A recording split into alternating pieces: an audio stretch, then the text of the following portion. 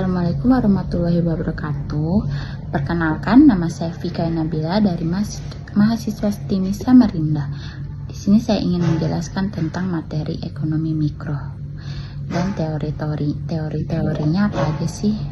Nah, di sini saya akan menjelaskan ya teman-teman. Yang pertama ada teori permintaan, kedua teori penawaran, ketiga teori harga, keempat teori produksi, dan kelima teori pasar. Jadi saya akan menjelaskan yang pertama adalah teori permintaan.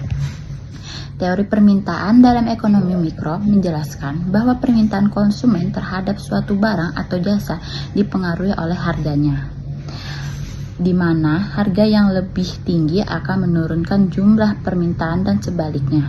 Ini juga melibatkan kemampuan konsumen untuk membeli, daya beli, serta faktor-faktor lain seperti pendapatan, selera, dan harga barang terkait lainnya.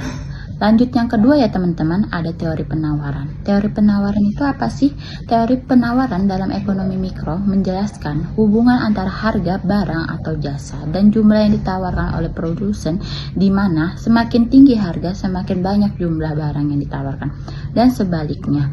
Hukum penawaran ini didasarkan pada tujuan produsen untuk memaksimalkan keuntungan dan dipengaruhi oleh faktor-faktor lain seperti harga, biaya produksi, teknologi, dan harga barang input. Oke, kita lanjut teori ketiga ya. Teori ketiga ada teori harga.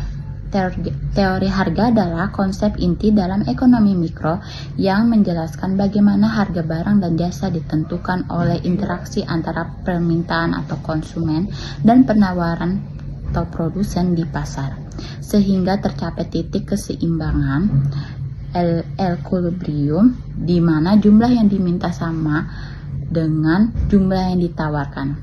Teori ini juga mencakup analisis faktor-faktor yang memengaruhi penawaran serta konsep elastis. Lanjut yang keempat ada teori produksi. Teori produksi dalam ekonomi mikro menjelaskan bagaimana produsen mengubah berbagai faktor produksi atau input menjadi barang atau jasa atau output dengan tujuan memaksimalkan keuntungan dan efisiensi. Teori ini mengkaji hubungan antara input dan output serta mempertimbangkan konsep-konsep kunci seperti fungsi produksi, hukum hasil yang semakin berkurang, dimensi returns, dan efisiensi produksi dalam jangka pendek dan panjang. Oke, lanjut yang terakhir ada teori pasar yang kelima.